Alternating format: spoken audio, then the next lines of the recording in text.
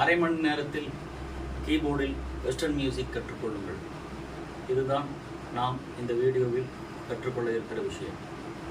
என்னுடைய பெயர் கணேசன். அரை மணி நேரத்தில் கீபோர்டில் வெஸ்டர்ன் மியூசிக் எப்படி கற்றுக்கொள்ள முடியும் என்று நினைக்காதீர்கள். பேசிக் தியரி அனைத்தையும் தெளிவாகவும் அழுத்தமாகவும் ஆழமாகவும் எளிமையாகவும் சுலபமாக அரை மணி நேரத்தில் கற்றுக்கொள்ள முடியும்.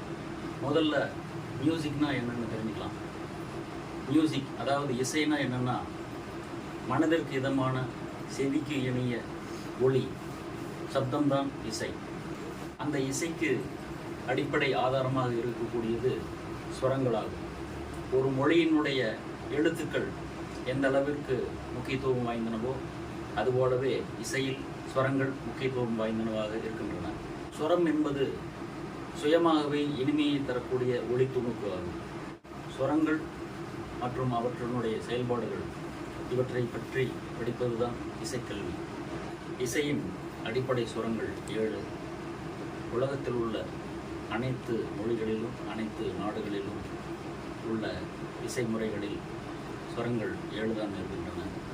வெஸ்டர்ன் மியூசிக் என்கிற மேற்கத்திய சாஸ்திரிய சங்கீதத்தில் ஆங்கில மொழியின் ஆல்பபெட்டிலிருந்து ABCDEFG என்கிற முதல் 7 எழுத்துக்களை எடுத்து ஸ்வரங்களுக்கு பெயராக கொடுத்திருக்கிறார்கள். அந்த ஸ்வரங்கள் இந்த கீபோர்டில் எந்த இடத்தில் வருகின்றன, அவற்றை எவ்வாறு அடையாளம் காண்பது என்பதை முதலில் பார்ப்போம். இசையின் அடிப்படை ஸ்வரங்கள் என்று பார்த்தோம். அந்த ஸ்வரங்களை வெஸ்டர்ன் மியூசிக்கில் நோட்ஸ் என்று குறிப்பிடுவார்கள். ஸ்வரம் என்றால் நோட் என்று குறிப்பிடுவார்கள்.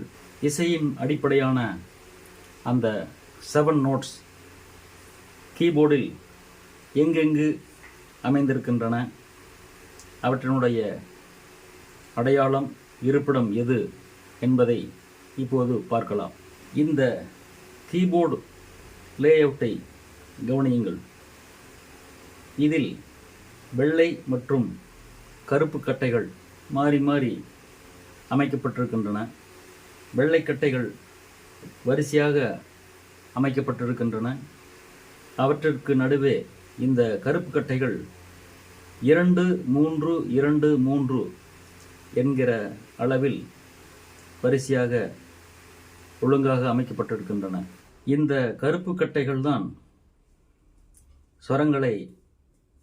ஸ்வரஸ்தானங்களை அடையாளம் காண பயன்படுகின்றன. அது எவ்வாறு என்று பார்ப்போம். முதலில் இந்த கருப்பு மற்றும் வெள்ளைக்கட்டைகள் அமைந்திருக்கிற விதத்தை பொறுத்து இந்த 2 அல்லது 3 கருப்பு கட்டைகள் என்கிற விதத்தை பொறுத்து இந்த கீபோர்டில் உள்ள சுரக்கட்டைகளை 2 குழுக்களாக பிரிக்கலாம். முதல் குழு 2 கருப்பு கட்டைகளும் அவற்றை சூழ்ந்துள்ள 3 வெள்ளைக்கட்டைகளுமாக 5 சுரக்கட்டைகள் கொண்ட ஒரு குழுவாக அமைகிறது. 2 கருப்பு கட்டைகளும் 3 வெள்ளைக்கட்டைகளும் அமைந்தது ஒரு குழு. மேலும் 3 கருப்பு கட்டைகளும் அவற்றை சூழ்ந்துள்ள 4 வெள்ளைக்கட்டைகளும் ஆக இது 2வது குழு. இவ்வாறு இந்த கீபோர்டில் உள்ள சுரக்கட்டைகளை 2 கருப்பு கட்டைகள் குழு என்றும் 3 கருப்பு கட்டைகள் குழு என்றும் 2ஆக பிரித்து புரிந்து கொள்ளலாம்.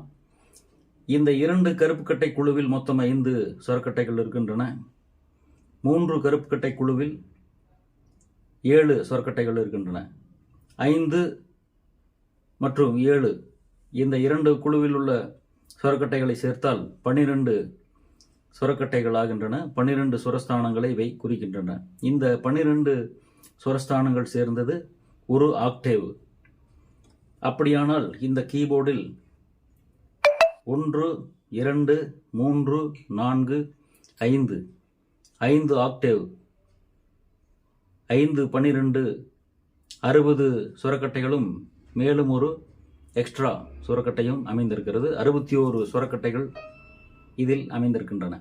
ஆங்கில மொழியின் ஆல்பாபெட்ஸ் அதாவது ABCD என்கிற முதல் 7 எழுத்துக்கள் தான் ஸ்வரங்களுக்கு பெயராக அமைந்திருக்கின்றன என்பதை பார்த்திருக்கிறோம். அந்த 7 ஸ்வரப்பெயர்களில் முதல் பெயரான ஏ என்கிற ஸ்வரம் அல்லது ஏ என்கிற ஸ்வரக்கட்டை எது என்று தெரிந்து கொண்டால் அதை தொடர்ந்து மற்ற ஸ்வரக்கட்டைகளை எளிதாக புரிந்து கொள்ளலாம்.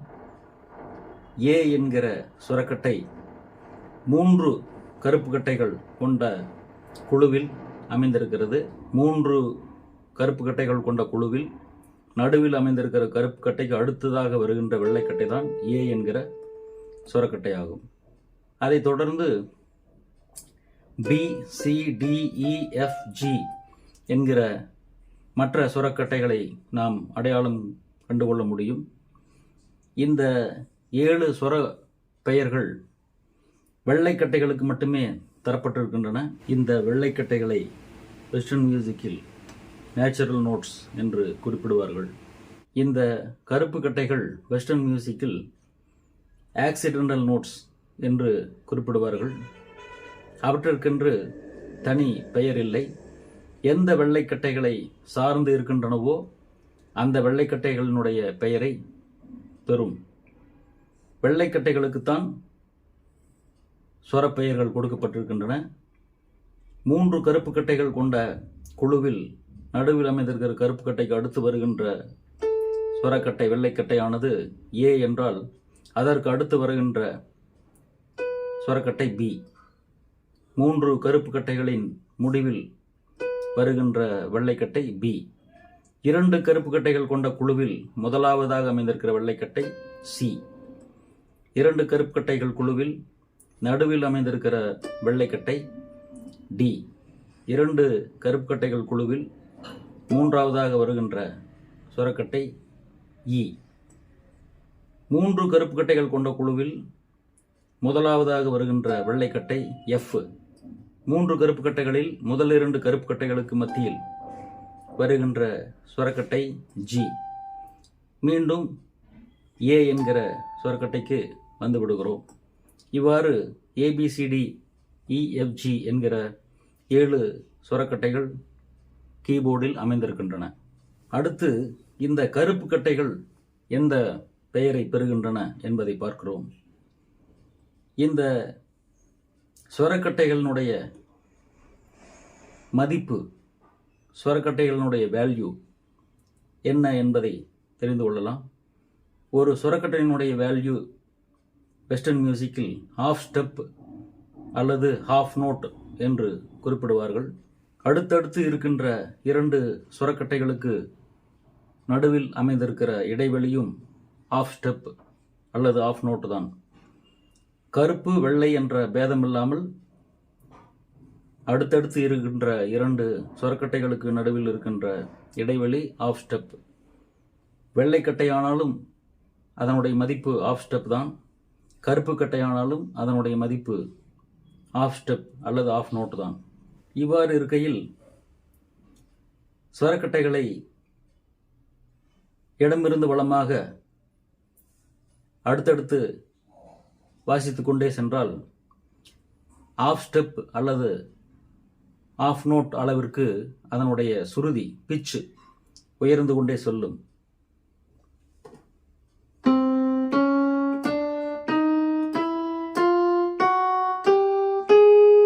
இதனை ஏற்று வரிசையில் வருவதால் அசெண்டிங் என்று குறிப்பிடுவார்கள். அதேபோல சுரக்கட்டைகளை வலமிருந்து இடமாக வரிசையாக வாசித்துக் கொண்டே வந்தால் அதனுடைய சுரங்களினுடைய பிட்ச் ஆஃப் நோட் அல்லது அரைக்கட்டை அளவிற்கு குறைந்து கொண்டே வரும்.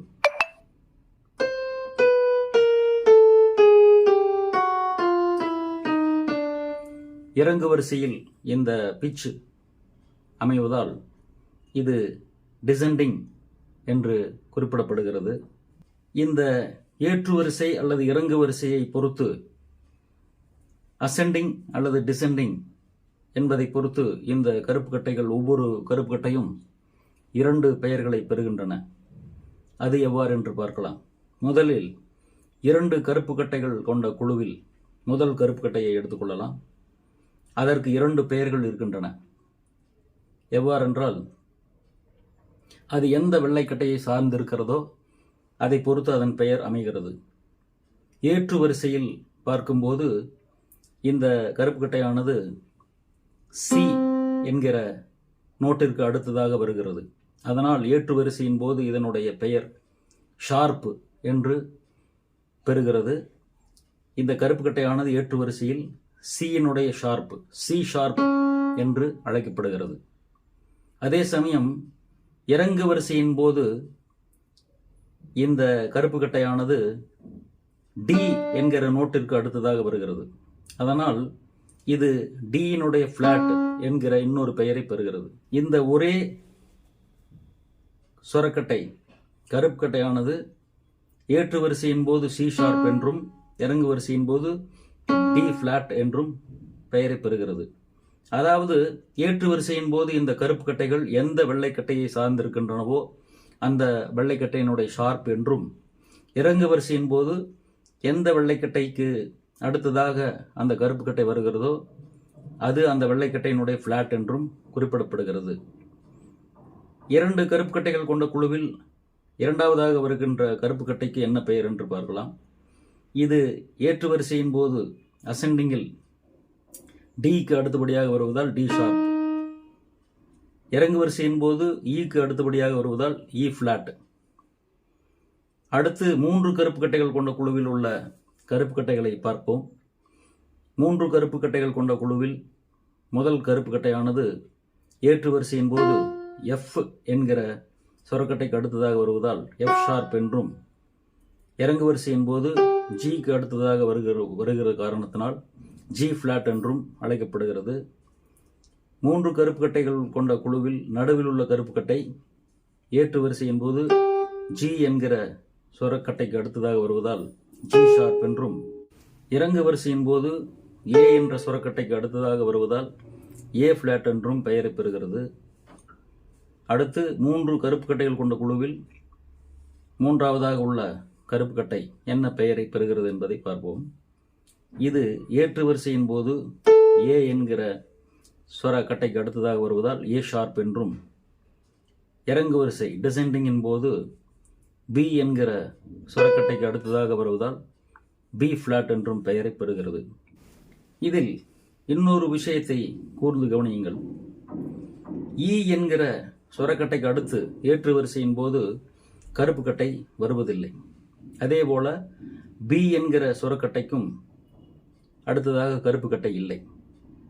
இறங்கு வரிசையின் போது சி என்கிற வெள்ளைக்கட்டைக்கு அடுத்ததாக கருப்பு கட்டை இல்லை. எஃப் என்கிற வெள்ளைக்கட்டைக்கு அடுத்து ஒரு கருப்பு கட்டை இல்லை. அப்படியானால் இ என்கிற சொரக்கட்டைக்கு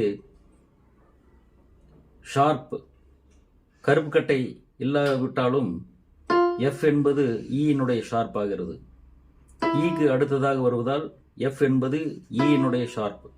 அதே போல இறங்கு வரிசையின் போது எஃப்க்கு அடுத்ததாக இ வருவதால் எஃப்னுடைய பிளாட் இ, எஃப் பிளாட் என்பது இ, இ ஷார்ப் என்பது எஃப். அதே போல இங்கே பி மற்றும் சி என்கிற சுரங்களை கவனியுங்கள். பிக்கு அடுத்ததாக கருப்பு கட்டை வராவிட்டாலும் பி ஷார்ப் என்று குறிப்பிட்டால் அது சி என்கிற சுரத்தை குறிக்கும்.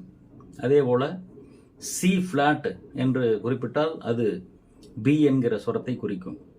அடுத்து ஸ்கேல் என்றால் என்ன என்று பார்க்கலாம். ஸ்கேல் என்பது வெஸ்டர்ன் மியூசிக்கில் ராகம் என்ற பொருளை கொண்டு விளங்குகிறது. கர்நாடக சங்கீதத்தில் ராகம் என்று குறிப்பிடப்படுவது வெஸ்டர்ன் மியூசிக்கில் ஸ்கேல் என்று பொருள்படுகிறது. இந்த வெஸ்டர்ன் மியூசிக்கில் 2 வகையான பிரதானமான ஸ்கேல்ஸ் இருக்கின்றன. அதில் மிக முக்கியமானது மேஜர் ஸ்கேல் ஆகும்.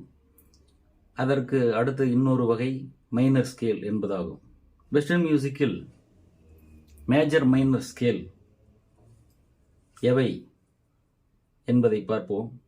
அதற்கு முன்பாக ஸ்வரஸ்தானங்கள் மற்றும் ஹாஃப் ஸ்டெப் என்பது என்ன, ஹோல் ஸ்டெப் என்பது என்ன என்பதை தெரிந்து கொள்ளலாம். ஸ்வரஸ்தானங்கள் என்பதை வெஸ்டர்ன் மியூசிக்கில் டிகிரி என்று குறிப்பிடுவார்கள். ஒரு ஸ்கேலில் 7 ஸ்வரஸ்தானங்கள் அமையப்பெறும், அதாவது 7 டிகிரி இருக்கும். அதேபோல ஆஃப் ஸ்டெப் என்பது ஒரு ஸ்வரக்கட்டை அல்லது ஒரு ஸ்வரஸ்தானத்தை குறிக்கும். ஹோல் ஸ்டெப் என்பது 2 ஸ்வரக்கட்டைகளை குறிக்கும். 2 கருப்புக்கட்டை குழு மற்றும் 3 கருப்புக்கட்டை குழு என்று 2 குழுக்கள் கொண்ட, அதாவது 12 ஸ்வரஸ்தானங்கள் கொண்ட ஒரு ஆக்டேவில் ஒரு மேஜர் ஸ்கேலில் எந்தெந்த ஸ்வரஸ்தானங்கள் வருகின்றன, அவை எந்தெந்த டிகிரி என்பதை பார்ப்போம். வெஸ்டர்ன் மியூசிக்கில் சி என்கிற ஸ்வரக்கட்டைக்கு மிக முக்கியமான இடம் உண்டு. உள்ளதிலேயே லோ பிட்ச், அதாவது ஒளி அதிர்வெண் குறைவாக உள்ள ஸ்வரஸ்தானம் சி என்பதாகும். அதனால் ஏபிசிடி இஎஃப்ஜி என்கிற 7 ஸ்வரங்களை மாற்றி சி முதலாவதாக வருவதைப் போல அமைத்து சொல்வார்கள். அதாவது CDEFGAB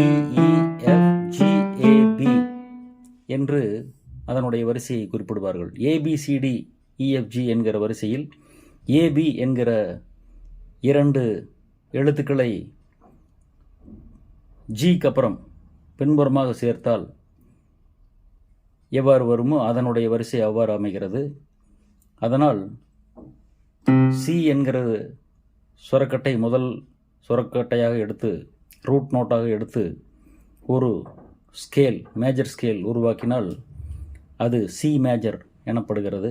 அந்த சி மேஜர் என்கிற ஸ்கேலில் வருகின்ற ஸ்வரஸ்தானங்கள் அல்லது டிகிரிஸ் என்ன என்பதை பார்க்கலாம். முதலில் ஸ்கேல் என்பதை தெரிந்து கொள்வதற்கு முன்பாக ரூட் நோட் என்றால் என்ன என்பதை பார்ப்போம். ரூட் நோட் என்பது ஆதார சஜம் என்று குறிப்பிடுவார்களே, அதை போல முதன்மை ஸ்வரஸ்தானம் என்று குறிப்பிடப்படும். வெஸ்டர்ன் மியூசிக்கில் ஒரு மேஜர் ஸ்கேலுக்கு 7 டிகிரிகள், 7 ஸ்வரஸ்தானங்களாக எந்த ஸ்வரக்கட்டைகளை தேர்ந்தெடுக்க வேண்டும் என்பதற்கு ஒரு பேட்டர்ன் இருக்கிறது. இது western music major scale pattern ஆகும். இந்த பேட்டர்னில் குறிப்பிடப்பட்டுள்ளபடி இந்த 7 டிகிரிகள் whole step, whole step, half step, whole step, whole step, whole step, half step என்று அமைகின்றன. ஒரு மேஜர் ஸ்கேலை அடிப்படையாக எடுத்துக்கொண்டு அதில் இந்த 7 டிகிரிகள் இந்த பேட்டர்ன் படி எந்தெந்த ஸ்வரஸ்தானங்களை பெறுகின்றன என்பதை இப்போது பார்க்கலாம். 2 கருப்புக்கட்டை குழு மற்றும் 3 கருப்புக்கட்டை குழு என்ற 2 குழுக்களுமாக சேர்ந்து மொத்தம் 12 ஸ்வரக்கட்டைகள் கொண்ட ஒரு ஆக்டேவை எடுத்துக்கொள்ளலாம். சி என்கிற ஸ்வரக்கட்டையை ரூட் நோட்டாக கொண்ட சி மேஜர் என்கிற ஸ்கேல் எவ்வாறு உருவாகிறது, அதில் வருகின்ற 7 டிகிரிகள், 7 ஸ்வரஸ்தானங்கள் எவை என்பதை பார்க்கலாம். மேஜர் ஸ்கேல் டிகிரி பேட்டர்ன் படி இதில் வருகின்ற ஸ்வரக்கட்டைகள் whole step, whole step, half step, whole step, whole step, whole step, half step என்று அமைகின்றன. அந்த பேட்டர்ன் படி இந்த சி மேஜர் ஸ்கேலில் ரூட் நோட் சி என்பது முதன்மை ஸ்வரஸ்தானமாகிறது. இது ஹோல் ஸ்டெப் என்கிற காரணத்தினால் முதல் ஸ்வரஸ்தானத்திற்கு அடுத்து ஒரு கருப்புக்கட்டை விடுபடுகிறது. 2வது டிகிரி ஸ்வரஸ்தானமும் ஹோல் ஸ்டெப் என்பதனால் அதற்கடுத்து வருகின்ற ஒரு கருப்புக்கட்டை விடுபடுகிறது. 3வதாக வருகின்ற ஸ்வரஸ்தானம் டிகிரி ஹாஃப் ஸ்டெப் என்பதனால் அந்த ஸ்வரஸ்தானம் எடுக்கப்படுகிறது. அதுக்கடுத்து 4வதாக வருகின்ற ஸ்வரஸ்தானம் ஹோல் ஸ்டெப் என்பதனால் ஒரு கருப்பு கட்டை விடப்படுகிறது. 5ஆவதாக வருகின்ற டிகிரியும் ஹோல் ஸ்டெப் என்பதனால் அதற்கடுத்து வருகின்ற ஒரு கருப்பு கட்டை விடுபடுகிறது. 6ஆவதாக வருகின்ற சுரஸ்தானம் டிகிரி, அதுவும் ஹோல் ஸ்டெப் என்பதனால் அதற்கடுத்து ஒரு கருப்பு கட்டை விடுபடுகிறது. 7ஆவதாக வருகின்ற டிகிரி ஹாஃப் ஸ்டெப் என்பதனால் அந்த சுரஸ்தானம் எடுக்கப்படுகிறது. இவ்வாறாக சி மேஜர் என்கிற ஸ்கேலில் எல்லா 7 டிகிரிகளும் வெள்ளை சுரக்கட்டைகளாக வருகின்றன. இந்த வெள்ளை சுரக்கட்டைகளை வெஸ்டர்ன் மியூசிக்கில் நேச்சுரல் நோட்ஸ் என்று குறிப்பிடுவார்கள். சி மேஜர் என்கிற ஸ்கேலில் எல்லாமே நேச்சுரல் நோட்ஸாக அமைந்திருக்கின்றன. இந்த சி மேஜரில் அமைந்திருக்கிற சுரஸ்தானங்கள் CDEFGAB. கர்நாடக சங்கீதத்தைப் போலவே 8ஆவதாக அடுத்த ஆக்டேவில் வருகின்ற முதன்மை சுரத்தை சேர்த்து கொண்டு இந்த அசெண்டிங் டிசெண்டிங் சுரங்களை குறிப்பிடுவது வழக்கம். அப்படி பார்க்கும்போது சி மேஜரில் வருகின்ற சுரஸ்தானங்கள் CDEFGABC என்று அசெண்டிங்கின் போது அமைகிறது. டிசெண்டிங்கில் CBAGFEDC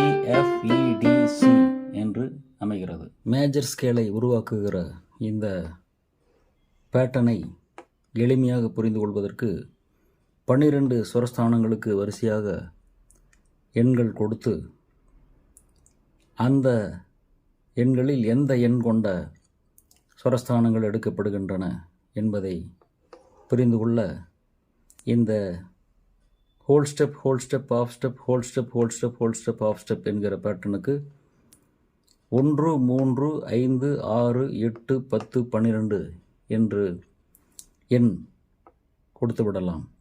இதன்படி வெஸ்டர்ன் மியூசிக்கில் மேஜர் ஸ்கேலில் வருகின்ற 7 டிகிரிகளுக்கு அமைகின்ற 12 சுரஸ்தானங்களில் முதல் டிகிரிக்கு முதல் சுரஸ்தானமும், 2வது டிகிரிக்கு 3வது சுரஸ்தானமும், 3வது டிகிரிக்கு 5வது சுரஸ்தானமும், 4வது டிகிரிக்கு 6வது சுரஸ்தானமும், 5வது டிகிரிக்கு 8வது சுரஸ்தானமும், 6வது டிகிரிக்கு 10வது சுரஸ்தானமும், 7வது டிகிரிக்கு 12வது சுரஸ்தானமும் அமைகிறது.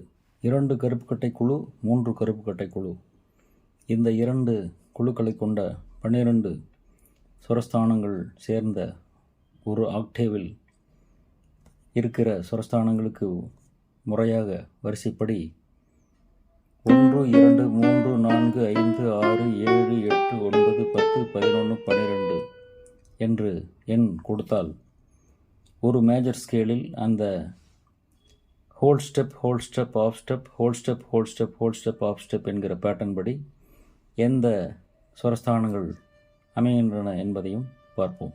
சி மேஜர் என்கிற ஸ்கேலில் whole step whole step half step whole step whole step whole step half step என்று பேட்டர்ன் அமைகிறது. இந்த எண் வரிசைப்படி பார்த்தால் 1வது சுரஸ்தானம், 3வது சுரஸ்தானம், 5வது சுரஸ்தானம், 6வது சுரஸ்தானம், 8வது சுரஸ்தானம், 10வது சுரஸ்தானம், 12வது சுரஸ்தானம் என்று இந்த மேஜர் ஸ்கேலில் சுரங்கள் அமைகின்றன.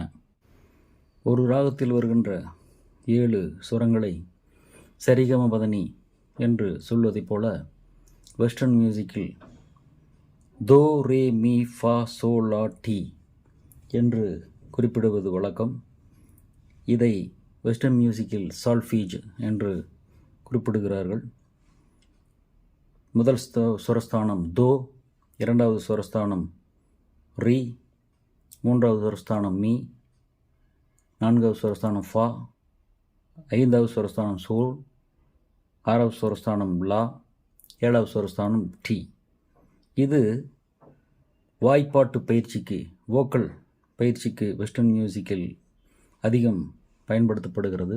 மேஜர் ஸ்கேலை உருவாக்குகிற பேட்டர்ன் படி சி ஷார்ப் என்கிற சுரக்கட்டையை ரூட் நோட்டாக கொண்ட சி ஷார்ப் மேஜர் என்கிற ஸ்கேல், அதில் வருகின்ற டிகிரிஸ் எவ்வாறு அமைகின்றன என்பதை பார்க்கலாம். சி ஷார்ப் மேஜர் என்கிற ஸ்கேலில் whole step, whole step, half step, whole step, whole step, whole step, half step என்று இந்த சுரஸ்தானங்கள் அமைகின்றன.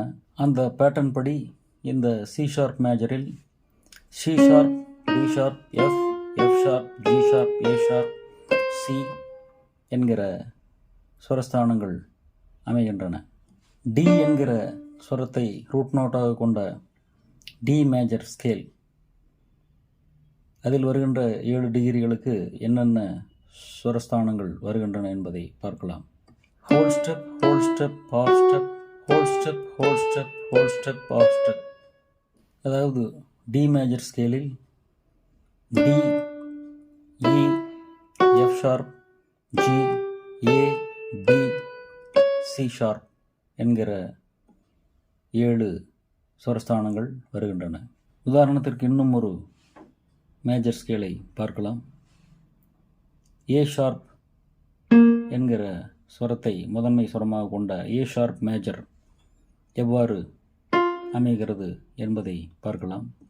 Whole step, whole step, half step, whole step, whole step, whole step, half step என்று இதனுடைய சுரஸ்தானங்கள் அமைகின்றன. அதாவது A sharp, C, D, D sharp, F, G, ஏ.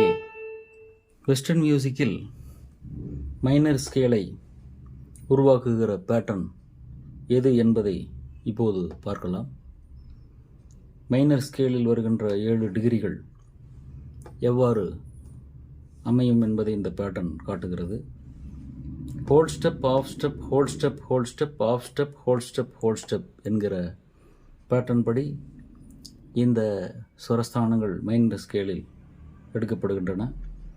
12 சுரஸ்தான வரிசைப்படி அந்த சுரங்களுக்கு எண்கள் கொடுத்தால் முதல் டிகிரி 1, 2வது டிகிரி 3வது சுரஸ்தானம், 3வது டிகிரி 4வது சுரஸ்தானம், 4வது டிகிரி 6வது சுரஸ்தானம், 5வது டிகிரி 8வது சுரஸ்தானம், 6வது டிகிரி 9வது சுரஸ்தானம், 7வது டிகிரி 11வது சுரஸ்தானமாக அமைகிறது. சரிகம பதனி என்று சொல்வதைப் போல இந்த மைனர் ஸ்கேலில் வருகின்ற சுரஸ்தானங்களையும் தோ, ரே, மீ, ஃபா, சோ, லா, டி என்று குறிப்பிடலாம். இந்த மைனர் ஸ்கேல் பேட்டர்ன் படி கீபோர்டில் மைனர் ஸ்கேல் எவ்வாறு எடுக்கப்படுகிறது என்பதை பார்க்கலாம்.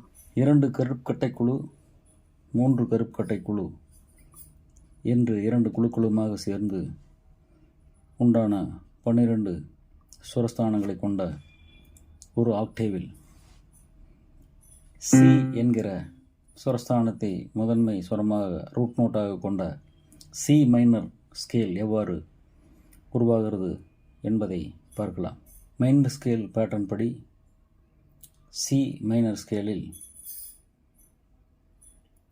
Whole step, half step, whole step, whole step, half step, whole step, whole step என்று இந்த 7 டிகிரிகள் அமைகின்றன. சுரஸ்தானங்களாக அதனுடைய பெயர்களை கொண்டு பார்க்கும்போது C, D, D sharp, F, G, G sharp, A sharp என்று அமைகிறது. இந்த 12 சுரஸ்தானங்களினுடைய எண் வரிசைப்படி இந்த மைனர் ஸ்கேலில் சி மைனர் ஸ்கேலில் வருகின்ற சுரஸ்தானங்கள் 1, 3, 4, 6, 8, 9, 11. சி ஷார்ப் என்கிற சுரத்தை முதன்மை சுரமாக கொண்ட சி ஷார்ப் மைனர் என்கிற ஸ்கேல், அதில் வருகின்ற 7 டிகிரிகள் எவ்வாறு அமையும் என்பதை பார்க்கலாம். Whole step, half step, whole step, whole step, half step, whole step, whole step என்று அமையும். அதனுடைய பெயர்களை கொண்டு பார்த்தால் சி ஷார்ப், டி ஷார்ப், இ, எஃப் ஷார்ப், ஜி ஷார்ப், ஏ, பி என்று அதனுடைய சுரங்கள் அமைகின்றன. அதுபோலவே ஏ என்கிற சுரத்தை முதன்மை சுரமாக கொண்ட ஏ மைனர் ஸ்கேல் எவ்வாறு உருவாகிறது என்பதை பார்க்கலாம். மைனர் ஸ்கேல் பேட்டர்ன் விதிப்படி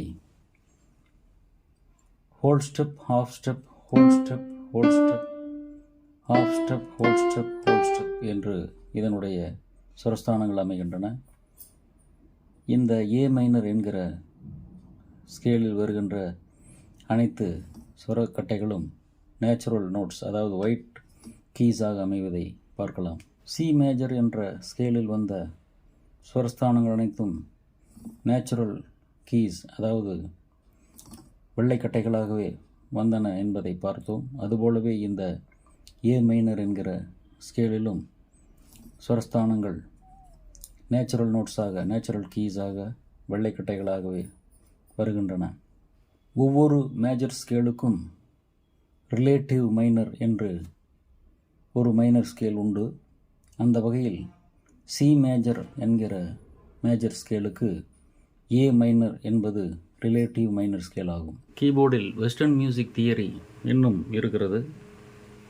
அதை தொடர்ச்சியாக அடுத்த பாகத்தில் பார்க்கலாம்.